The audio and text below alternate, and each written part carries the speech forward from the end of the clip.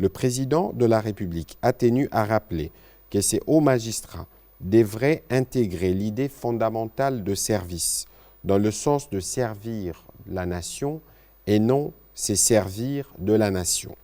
Il a attiré l'attention des nouvelles autorités judiciaires sur l'émergence des mécanismes favorisant, à travers certains engagements, la délinquance et la fraude fiscale.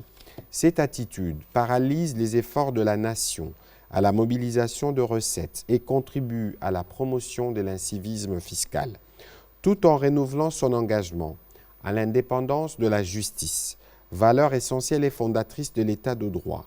Le président de la République se réserve le droit, en tant que garant du bon fonctionnement des institutions, de s'assurer que chaque institution joue pleinement son rôle, et ce, dans le seul cadre normatif lui reconnu, tout en s'abstenant de porter entrave directement ou indirectement à l'action tout aussi constitutionnelle d'autres institutions. Il attend d'y accorder un point d'honneur. Le deuxième point de la communication du président de la République a porté sur l'accélération de la mise en œuvre du projet de la centrale électrique à gaz de 250 MW. Au regard des multiples défis énergétiques auxquels le pays doit faire face, qui handicapent le développement des activités industrielles, le président de la République est revenu sur le cas de la société Perenco, qui pratique le torchage du gaz naturel associé à l'extraction du pétrole en offshore et en onshore sur le bassin de la côte atlantique.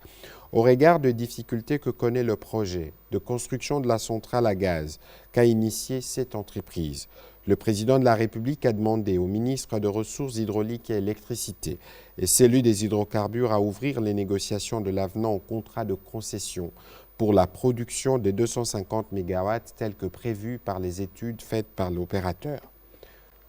Troisième point de la communication du président de la République, de la nécessité de renforcer la gouvernance du programme de modernisation de la gestion des finances publiques. Après l'adoption de la stratégie actualisée de la réforme de finances publiques au cours du Conseil des ministres du 19 août 2022, celle de son plan opérationnel requiert la mise en place d'un cadre constitutionnel de pilotage rénové pouvant garantir la mise en œuvre et les suivis satisfaisants de réformes. Le président de la République a recommandé au gouvernement de renforcer la structure technique en charge de l'animation et la coordination de la mise en œuvre des réformes de finances publiques, tant au niveau central que provincial. Au regard du rôle central que joue le Comité d'orientation de la réforme de finances publiques COREF dans la coordination technique des actions de réforme, cette structure est appelée à fonctionner de manière autonome à l'instar du COPIREP, de l'ANAPI ou de l'ITIE. Vu l'impact de réforme de finances publiques sur les autres secteurs de la vie nationale, le président de la République a instruit le ministre des Finances à soumettre à l'adoption du gouvernement dans les meilleurs délais un projet de décret créant un établissement public en charge de la gouvernance des réformes de finances publiques. Le quatrième point de la communication du président de la République a porté sur la problématique de l'exclusion salariale. Des informations concordantes dont il dispose font état de l'exclusion de plusieurs agents et fonctionnaires de l'État du système de la paye. Ces phénomènes trouvent son origine soit dans la non-mécanisation des 10 agents qui exercent pourtant au sein de nos administrations, soit, bien que mécanisés, par leur impossibilité d'accéder à leur rémunération auprès des banques commerciales agréées pour des raisons propres à ces dernières. Cette situation déplorable s'observe surtout dans l'arrière-pays, où les agents concernés éprouvent beaucoup de peine pour atteindre les autorités habilitées afin qu'elles interviennent en leur faveur. Rappelons le caractère sacré que revêt la rétribution salariale dans la vie de tout travailleur et de détruire ces germes de frustration sociale. Le président de la République a chargé le vice-premier ministre, ministre de la fonction publique, modernisation de l'administration et innovation du service public, avec le concours du ministre d'État, ministre du Budget, ainsi que celui du ministre des Finances, à poursuivre le processus de la mécanisation des agents et fonctionnaires de l'État identifiés, certifiés et régulièrement inscrits dans les fichiers des références de l'administration publique. S'agissant spécialement de la bancarisation de la paie des agents et fonctionnaires de l'État, il a demandé au Premier ministre de réunir autour de lui les 3 membres du gouvernement précités, ainsi que les acteurs concernés en vue de procéder à une évaluation diligente qui aura pour but de déceler les faiblesses du système pour ainsi envisager les solutions idoines à y apporter. Dans la même veine, les autorités et acteurs précités ont été chargés d'enclencher les processus devant conduire vers une refonte urgente de notre politique salariale dans le but de réduire le plus possible les inégalités et autres disparités existant entre différents agents publics de l'État, entre différentes administrations et institutions, mais aussi entre Kinshasa et les provinces. Les derniers points de la communication du président de la République a porté sur la consolidation des efforts de préservation du pouvoir d'achat. Dans le cadre du programme formel conclu avec le Fonds monétaire international, mais aussi dans le but de garantir la préservation du pouvoir d'achat de nos compatriotes, les présidents de la République restent très attachés aux efforts pour la stabilité du taux de change, car dans le contexte de la bonne tenue des cours de produits des bases exportés par notre pays, cette stabilité devrait être soutenue par l'accumulation de réserves pour conforter la résilience de notre économie. Face à cet impératif, la Banque centrale du Congo et le gouvernement central ne devraient ménager aucun effort pour éviter la volatilité du taux d'échange qui induirait, à l'absence d'une riposte concertée, l'instabilité du cadre macroéconomique avec comme conséquence notamment des pressions inflationnistes et la détérioration du climat des affaires. Au regard des facteurs de risque internes et externes qui pèsent actuellement sur le marché des changes, le président de la République a encouragé la gouverneure de la Banque centrale et les membres du gouvernement à définir et à mettre en œuvre, sous la coordination du Premier ministre, des mesures appropriées visant à préserver le taux de change. Intervenant à la suite de la communication du président de la République, le Premier ministre chef du gouvernement a d'abord tenu à rassurer le Conseil que le gouvernement suit de très près et demeure attentif à l'évolution de la situation sécuritaire et humanitaire dans les territoires de Kwamouth, province de Mai-Ndombe, depuis les violents affrontements communautaires signalés il y a quelques jours entre les communautés Yaka et Teke. C'est ainsi qu'à la suite de la réunion de sécurité qu'il a présidée le 31 août dernier, à la lumière des éléments du rapport qui lui a été adressé à l'occasion, il a décidé de l'envoi ce vendredi de la même délégation dans la partie Yaka pour une prise en compte globale des causes de ces conflits. En sus, des mesures idoines ont été prises pour venir en assistance aux populations tant sur le plan sécuritaire qu'humanitaire. Dans un second point, le Premier ministre a salué l'issue positive des négociations conclues avec le banc syndical de l'enseignement primaire, secondaire et technique, négociations qui permettent la rentrée scolaire apaisée le lundi 5 septembre 2022, tel que prévu par le calendrier scolaire. Souhaitant au nom du peuple congolais et à celui du gouvernement de la République, à tous les élèves une bonne et fructueuse année scolaire 2022-2023, le Premier ministre a encouragé les parents à envoyer massivement tous les enfants, filles et garçons, à l'école. Il a exhorté à cet effet le ministre de l'enseignement primaire, secondaire et technique, ainsi que tous les ministères sectoriels concernés, à continuer de prendre toutes les dispositions nécessaires pour consolider et pérenniser les acquis de la gratuité, mesure chère au président de la République qui a permis à plus de 4 millions d'enfants de retrouver les chemins de l'école. Le vice-premier ministre, ministre de l'Intérieur, Sécurité, Décentralisation et Affaires coutumières, a aussi informé le Conseil que sur son instruction, la police a pris des mesures pour renforcer ses patrouilles pour notamment lutter contre le banditisme urbain observé dans plusieurs villes à travers le pays. Il est revenu brièvement, avant de clore son intervention, sur la situation sécuritaire de nos compatriotes réfugiés en Ouganda à la suite de l'agression rwandaise. Il y reviendra avec force détail dans le prochain Conseil de ministres.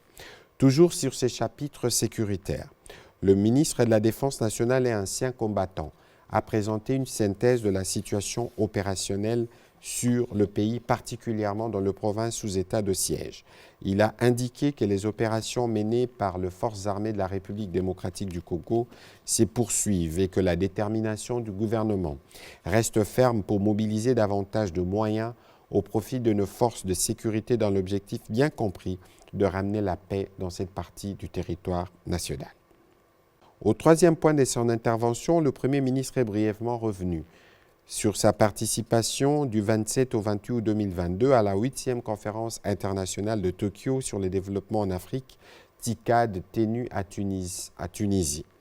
Il est particulièrement revenu sur les échanges respectifs avec le président de la République du Sénégal, président en exercice de l'Union africaine, et le président de la Commission de l'Union africaine, M. Moussa Faki Mahamat, avec qui il est revenu sur la nécessité pour l'Union africaine de prendre des mesures pour condamner l'agression rwandaise à la lumière des preuves documentées par le rapport des experts des Nations Unies.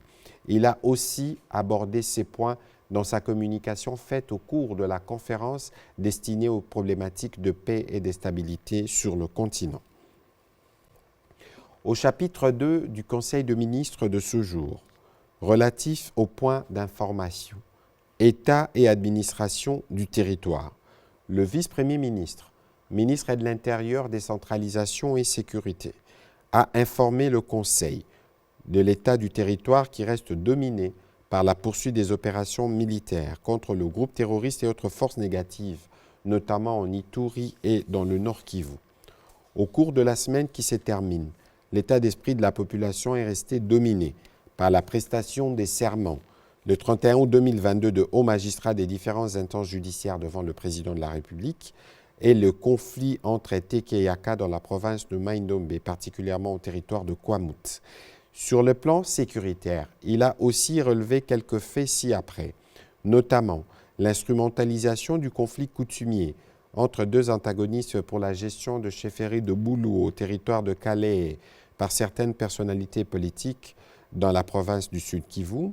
Il est revenu sur les autres détails contenus dans ses rapports au sujet de la situation sécuritaire dans la province de Mai-Ndombe.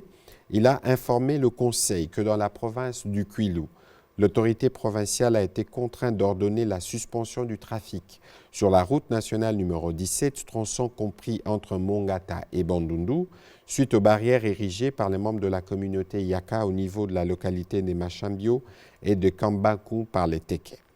Ces barrières sont érigées pour empêcher les membres de l'une ou l'autre communauté de se déplacer, aggravant ainsi la situation des uns et des autres. Pour sa part, le ministre d'État, ministre de l'Entrepreneuriat, Petite et Moyenne Entreprise, a présenté au Conseil le rapport de la mise en œuvre du programme de développement et d'innovation en entrepreneuriat de jeunes prodiges. Il a indiqué qu'un comité interministériel composé d'experts des ministères de l'Entrepreneuriat, Petite et Moyenne Entreprise, de l'enseignement primaire, secondaire, professionnel et technique, ainsi que de la formation professionnelle et métiers, a réfléchi sur la possibilité d'intégrer dans les programmes de l'enseignement national à tous les niveaux des cours sur l'entrepreneuriat afin de stimuler davantage la culture entrepreneuriale dans la chef de notre jeunesse. Il avait été préconisé que cette réforme intervienne dès la rentrée 2022-2023. Les conclusions des travaux de cette commission interministérielle indiquent que dans le cadre de la réforme licence, master, doctorat, LMD, le cours sur l'entrepreneuriat figure dans les différentes filières des formations. Intervenant à son tour, le ministre de la Santé publique, Hygiène et Prévention a présenté la situation générale de l'épidémie à COVID-19 en République démocratique du Congo.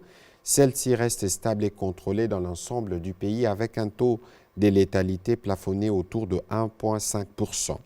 Il a informé le Conseil que depuis les débuts de la pandémie jusqu'au 30 août 2022, les cumuls de cas s'élèvent à 92 737 cas confirmés, dont 2 cas probables, 83 432 cas guéris et 1357 décès. Toutefois, il a fait état de la poursuite de la diminution de cas depuis 11 semaines consécutives. Malgré cette baisse, La population est appelée à faire preuve de vigilance, à observer les mesures barrières au regard de l'évolution de la pandémie à travers le monde et à se faire vacciner.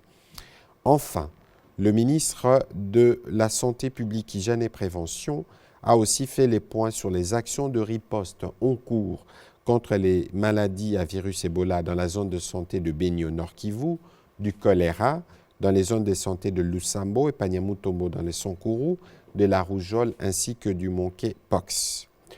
Le ministre de la Santé, Hygiène et Prévention est aussi revenu sur les revendications portées par les syndicats nationaux de médecins SINAMED, particulièrement celles portant sur la réactivation de certains avantages, notamment dans les transports et les logements. Un atelier d'harmonisation des vues est prévu dans le prochain jour pour permettre de finaliser les dialogues et d'éviter la paralysie et le fonctionnement de certains hôpitaux.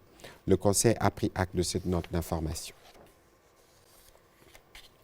Invité à prendre la parole au Conseil de ministres de ce jour, la gouverneure de la Banque centrale du Congo a succinctement présenté au Conseil la conjoncture économique du pays. Elle a indiqué que le cadre macroéconomique reste globalement stable. L'estimation actualisée de la croissance pour 2022 sur la base des réalisations de la production au premier trimestre montre qu'elle atteindrait 7,1% contre 6,1% initialement prévu. Cette croissance est essentiellement tirée par les dynamismes de l'activité du secteur minier. Au cours de la semaine sous revue, les rythmes de formation des prix inférieurs s'est maintenu, attesté par un taux d'inflation hebdomadaire établi à cependant un rythme mensuel. Le taux d'inflation a progressé de 1,1% en août courant contre 0,96% le mois précédent.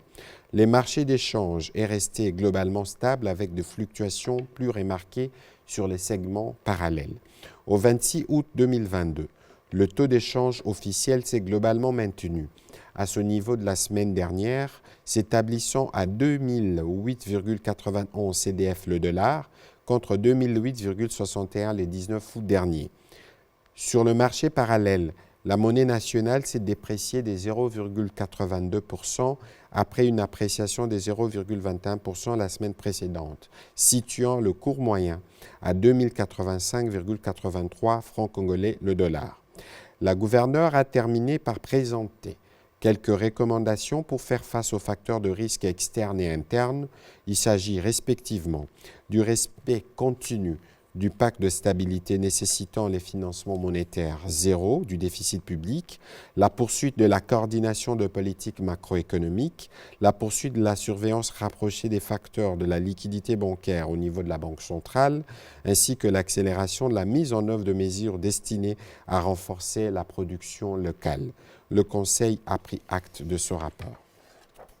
Si, pour certaines filières spécifiques, l'intégration verticale est déjà rendue effective par l'apparition de cette matière comme unité d'enseignement à part entière dans les maquettes de programme, une réflexion par contre est en gestation pour permettre aux étudiants de toutes les filières de développer des compétences en entrepreneuriat dans leur propre domaine de formation.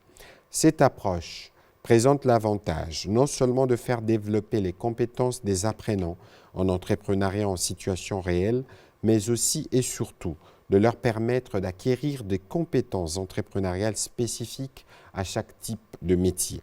Cependant, tenant compte de certains facteurs à l'approche de la rentrée académique 2022-2023 et en attendant l'intégration transversale du cours d'entrepreneuriat comme module au sein de l'unité d'enseignement projet personnel, le ministre d'État a sollicité du Conseil que des séminaires d'entrepreneuriat soient organisés sous forme des modules non crédités dans certains établissements pilotes dès l'année académique en cours. Il a également préconisé que 2 commissions interministérielles soient mises en place, notamment pour évaluer la hauteur du financement requis. La première sera chargée de produire une feuille de route de travaux d'élaboration des descripteurs des unités d'enseignement de la nouvelle offre de formation LMD, et la seconde va élaborer une feuille de route de l'intégration de l'entrepreneuriat au programme du secondaire. Le Conseil a pris acte de cette note d'information. À son tour, le ministre du Numérique a présenté au Conseil le projet du guichet numérique de la République démocratique du Congo ainsi que ses différentes fonctionnalités.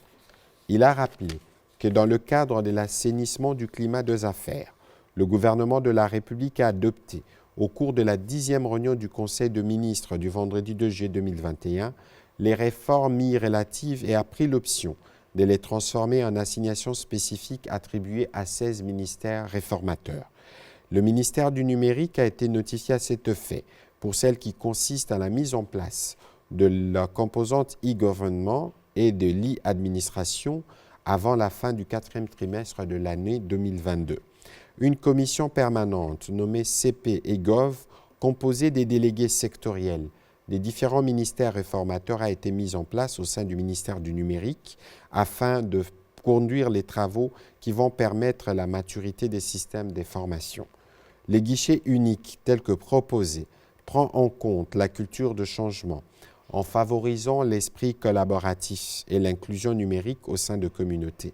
Cet outil rendra le numérique accessible à chaque Congolais selon son rang et permettra de transmettre les compétences numériques qui pourraient être un levier de son inclusion sociale et économique. Le ministre du Numérique a précisé que ces modèles techniques proposés par la société e-Procid est une solution innovante qui prend en compte deux principales composantes, à savoir une plateforme logicielle intégrée et complète et des infrastructures. Le Conseil a pris acte de cette note d'information. À son tour, le ministre de la Recherche scientifique et innovation technologique, au nom de son collègue de l'enseignement supérieur et universitaire en mission, a présenté le rapport sur les centres culturels de la République démocratique du Congo à l'étranger. La création de centres culturels congolais à l'étranger, dont celui de Bruxelles en Belgique, de Paris en France, d'Ottawa au Canada ou de Pékin en Chine, a été motivée à l'époque par les soucis de la vulgarisation de la culture congolaise, par des contacts directs avec l'extérieur, ainsi que la préoccupation du gouvernement d'encadrer les étudiants bénéficiaires de bourses d'études, des formations professionnelles et des renforcements de capacités. Cependant, depuis plusieurs décennies, ces centres connaissent des sérieuses difficultés de fonctionnement faute de moyens financiers. Cette situation a entraîné la cessation des activités des 10 centres jusqu'à leur fermeture effective. À ce jour, les personnels affectés à ces centres n'ont plus d'emploi.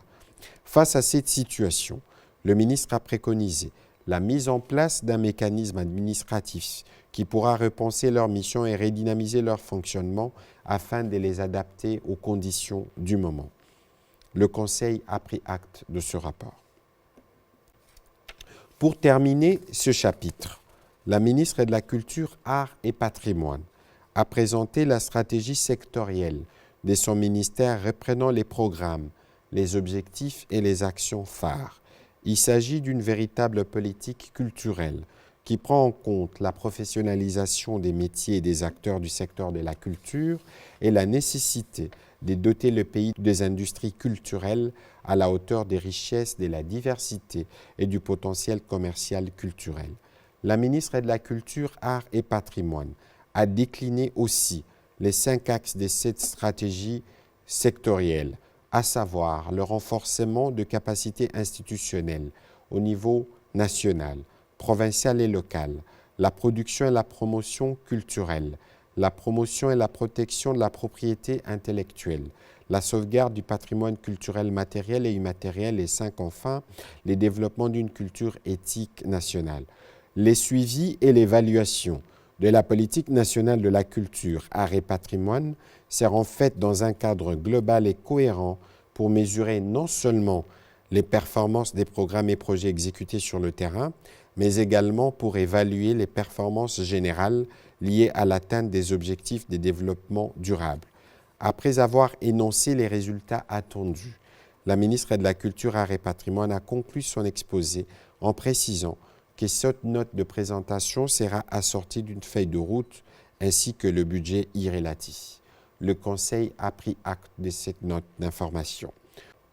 Deuxième dossier, projet d'appui à l'amélioration de l'habitat rural dans les 26 provinces entre 2022 et 2031. Le ministre d'État, ministre du Développement rural, a expliqué le projet d'appui à l'amélioration de l'habitat dans les 26 provinces de la République démocratique du Congo de 2022 à 2030. Ces projets, a-t-il indiqué, trouvent son fondement dans le programme d'action du gouvernement, qui, dans ses piliers 7, 11 et 12, vise l'amélioration de conditions de vie de population, particulièrement dans le pilier 7, le gouvernement a pris l'engagement de lancer et de promouvoir la politique à chacun un toit et un champ dans son village. L'objectif principal de ce projet vise à contribuer à l'amélioration des habitats dans les milieux ruraux et périurbains avec un appui en certains matériaux indispensables de construction des habitats décents dans les 26 provinces. Après avoir décliné les résultats attendus, le ministre d'État, ministre du Développement rural, a souligné que les fonds d'appui à cette initiative proviendra du gouvernement. Il a conclu son propos en présentant le cadre logique du programme et les calendriers d'activités y relatives. Après débat et délibération, le Conseil a adopté ces dossiers. Au troisième chapitre du Conseil de ministres de ce jour, relatif à l'approbation d'un relevé des décisions du Conseil de ministres, le Conseil de ministres a adopté le relevé des décisions prises lors de sa 66e réunion tenue le vendredi 26 août 2022. Quatrième chapitre du Conseil de ministres de ce jour, relatif à l'examen et à l'adoption des dossiers. 1. 2 dossiers relatifs au budget. Le ministre d'État, ministre du Budget, a présenté au Conseil 2 dossiers relatifs à son secteur. Le premier a porté sur le cadre budgétaire à moyen terme 2023-2025 et le second sur la déclaration des risques budgétaires 2023-2025. Au sujet du premier dossier, il a indiqué que la programmation budgétaire de la période situe les dépenses totales à 112 205,7 milliards de francs congolais, soit 33 116,2 milliards de francs congolais en 2023, 37 787,9 milliards de francs congolais en 2024 et 41 301,2 milliards de francs congolais en 2025. Les recettes totales, y compris les emprunts, se situeraient à 112 205,7 milliards de francs congolais à raison de 94 281,9 milliards de francs congolais pour le pouvoir central, 17 265 milliards de francs congolais pour les provinces et 658,7 milliards de francs congolais pour les entités territoriales décentralisées. La mise en œuvre de la politique fiscale et douanière préconisée sur la période concernée permettrait un accroissement des recettes fiscales et non fiscales de 22% l'an et situerait la pression fiscale à 13,9%. Et ce, grâce à la poursuite des réformes amorcées, l'élargissement de la taille des assujettis à certains impôts directs et indirects. Pour ce qui est de la déclaration des risques budgétaires 2023-2025, ces documents analysent les principaux facteurs de risque identifiés, renseignent sur comment ils affectent les finances publiques et ce, dans une certaine mesure, leur impact sur celles-ci ainsi que les mesures d'atténuation envisagées. Les risques identifiés sont d'ordre macroéconomique liés à la dette publique, aux entités du secteur. Dossier relatif à la mobilisation accrue des recettes publiques de l'État. Le ministre des Finances a informé le Conseil de l'État performant de mobilisation des recettes publiques. Cela s'illustre par le fait que les recettes mobilisées au mois d'août 2022 ont été de l'ordre de 1 567,7 milliards de francs congolais sur des prévisions des recettes budgétaires mensuelles arrêtées à 1 083,6 milliards de francs congolais, soit un taux de réalisation de 145%. La performance de régie financière se consolide davantage dans la perspective de l'atteinte de leurs assignations mensuelles. Les recettes cumulées du 1er au 31 août 2022 affichent 13 001 milliards de francs congolais, ce qui représente 134% de taux de réalisation par rapport aux prévisions de janvier à août 2022, prévu à 9 688,9 milliards de francs congolais et 88% de taux de réalisation par rapport aux prévisions annuelles de 14 790,9 milliards de francs congolais. Dernier dossier soumis au Conseil des ministres de ce jour, relatif au projet de délocalisation et relocalisation du camp Katindo au Nord Kivu. Le ministre d'État, ministre de l'Aménagement du Territoire, a fait l'état d'avancement du projet de délocalisation et relocalisation du camp Katindo à Goma dans la province du Nord Kivu. En effet, à la suite de la décision du Conseil des ministres, une série de réunions techniques de la commission interministérielle a été organisée au ministère de l'Aménagement du Territoire avec les experts de ministères sectoriels impliqués. Ces réunions ont permis de dégager les orientations à suivre dans l'implémentation de ce projet. Ici est dégagée à cet effet la nécessité de diligenter une mission d'experts sur terrain à Goma en vue de faire un état de lieux technique et juridique au regard de cette problématique de relocalisation du camp Katindo, et c'est en vue d'orienter les décisions de l'État dans la matérialisation du dit projet. Le ministre d'État a aussi fait part des résultats qui ont été atteints après la visite des terrains effectuée par la mission précitée. Fort des avancées réalisées dans ces dossiers, une feuille de route a été dressée reprenant le préalable à accomplir avant la signature du contrat de partenariat public-privé avec le partenaire privé qui a été choisi. Partant, le ministre d'État et le ministre de l'Aménagement du Territoire a sollicité du Conseil l'approbation de son rapport de mission relative à l'état des lieux juridiques et techniques du projet réalisé par les experts des ministères impliqués, mais aussi les quitus pour la conclusion du contrat de partenariat avec les établissements Yetu et l'appui technique et financier du gouvernement. Après débat et délibération, le Conseil a adopté ces dossiers. La situation cumulée par régie financière indique un taux de réalisation par rapport à leurs prévisions annuelles respectives de 115% pour la Direction générale des impôts, 53% pour la Direction générale des douanes et accises et 76% pour la Direction générale des recettes administratives, domaniales, judiciaires et des participations des GERAD. En ce qui concerne les dépenses, les chiffres indiquent pour le mois d'août 2022 un total de 1 215 milliards de francs congolais contre 12 728 milliards de francs congolais en cumul annuel. Ces dépenses ont été marquées, entre autres, par le paiement de la 5e dotation à la Commission électorale nationale indépendante de 125 milliards de francs congolais et la subvention pétrolière évaluée à 121 milliards de francs congolais. Le ministre des Finances a précisé que les totals de la subvention économique versée aux entreprises pétrolières et logistiques depuis le début de l'année se chiffrent désormais à 336 millions de dollars, alors que la CENI a déjà été financée à ce jour à hauteur de plus de 238 milliards de dollars. La trésorerie de l'État présente un solde déficitaire provisoire de 346 milliards de francs congolais contre un excédent de 649 milliards en cumul annuel. Au courant du mois d'août, le Trésor public a encaissé un appui budgétaire de la Banque mondiale de l'ordre de 240 millions de dollars. Cette enveloppe sera affectée à divers projets d'investissement public. Sur un autre chapitre, le ministre des Finances a annoncé les débuts des travaux préparatoires de la 3e revue du programme économique du gouvernement, appuyée par la facilité élargie du crédit du Fonds monétaire international. Il se focalise sur la loi des finances 2023 et les critères quantitatifs ainsi que les repères structurels. Après débat et délibération, ces dossiers ont aussi été adoptés. Dernier texte soumis au Conseil des ministres de ce jour.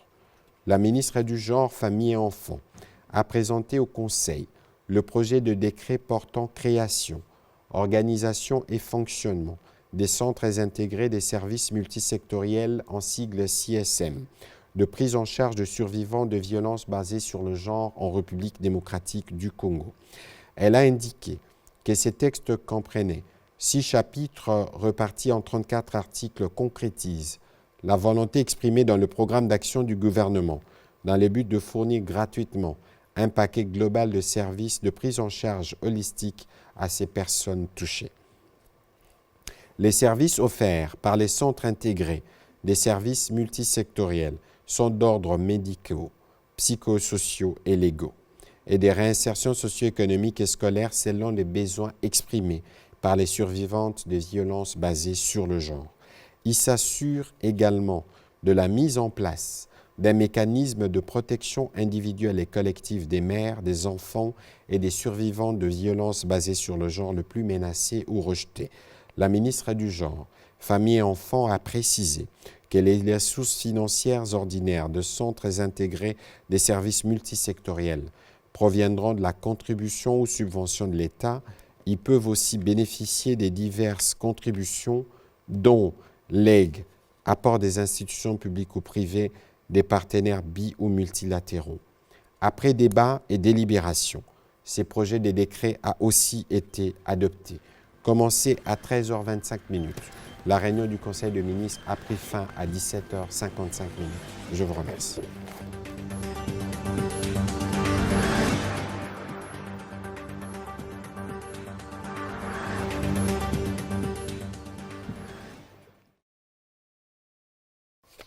Dernier chapitre du Conseil des ministres de ce jour, relatif à l'examen et à l'adoption de 2 textes. Le ministre d'État, ministre du Budget, a soumis au Conseil le projet de loi des finances pour l'exercice 2023. En ce qui concerne sa configuration, ce projet du budget 2023 est présenté en recettes et en dépenses à hauteur de 29 511 milliards de francs congolais, équivalent à près de 4,6 milliards de dollars, soit un taux d'accroissement de 32,6% par rapport au budget de l'exercice 2022, chiffré à 22 253 milliards de francs congolais. La pression fiscale est de 14,1% contre 12,7% en 2022. Nonobstant cette performance amorcée depuis 2021, le gouvernement s'investit davantage pour atteindre dans le plus bref délai la moyenne de l'Afrique subsaharienne qui est de 17,6%. Les prévisions de crédit allouées aux investissements ont connu un accroissement de 45,8% par rapport à leur niveau 2022, entraînant ainsi une amélioration de sa part dans le budget général de 35,5% en 2022 à 37,8% en 2023. L'objectif étant de garantir la poursuite sans faille de grands projets de la République. Après débat et délibération, le Conseil a adopté ce projet de loi des finances qui sera déposé à l'Assemblée nationale le 15 septembre prochain.